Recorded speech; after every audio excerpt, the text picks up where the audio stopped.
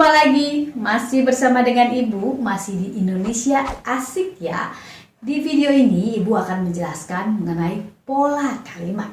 Oke, kita lanjut saja pada materi pola kalimat. Sebuah kalimat yang kita gunakan ini biasanya berasal dari pola kalimat dasar. Namun, kalimat dasar tersebut bisa kita kembangkan ya sesuai dengan kebutuhan kita. Tentunya pengembangan itu tidak terlepas dari yang disebut dengan kaidah yang berlaku ya. Perubahan pengembangan pada pola kalimat bisa berupa penambahan unsur seperti misalnya penambahan keterangan subjek, lalu penambahan predikat, objek ataupun juga pelengkap ya. Yang pertama ya mengenai kalimat dasar ya. Kalimat dasar ini dibedakan ke dalam 8 tipe ya. Yang pertama ini adalah kalimat dasar berpola subjek predikat. Kalimat dasar ini mempunyai unsur subjek dan predikat.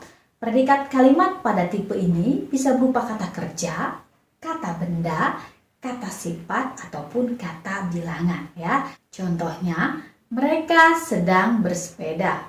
Bersepeda ini menduduki fungsi predikat sebagai kata kerja. Atau ibunya guru SMA, ibunya subjek, guru SMA ya, ini sebagai predikat. Pemandangan itu indah, pemandangan itu menduduki subjek, indah ini predikat. Predikat di sini menduduki fungsi kata sifat. Peserta pengajian ini subjek 110 orang. Predikat. Predikat di sini menduduki fungsi kata bilangan. Oke, berikutnya yang kedua, kalimat dasar berpola subjek, predikat, objek. Pada kalimat dasar tipe ini mempunyai unsur subjek, predikat, dan objek. Subjek berupa nomina atau prasa nomina, predikat berupa verba transitif, dan objek berupa nomina atau prasa nominal ya. Contohnya, mereka subjek sedang merangkai, predikat karangan bunga, objek.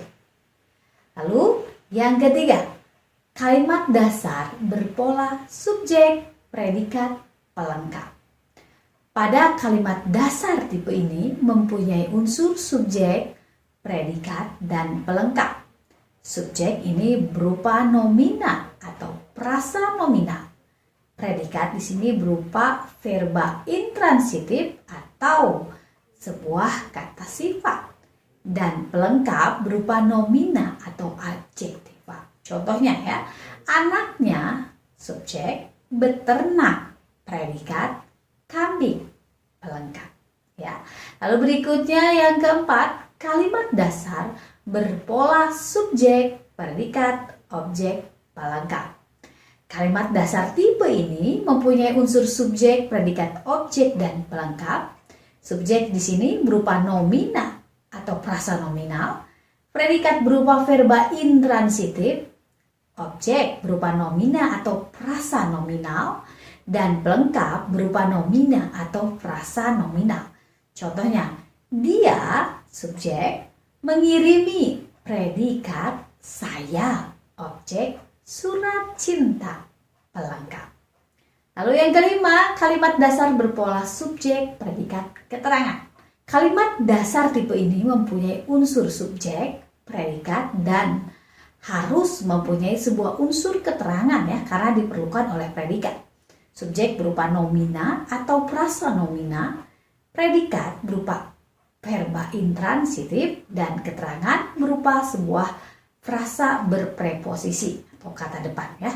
Contohnya, mereka subjek berasal, predikat, dari Jakarta. Ini adalah keterangan tempat ya.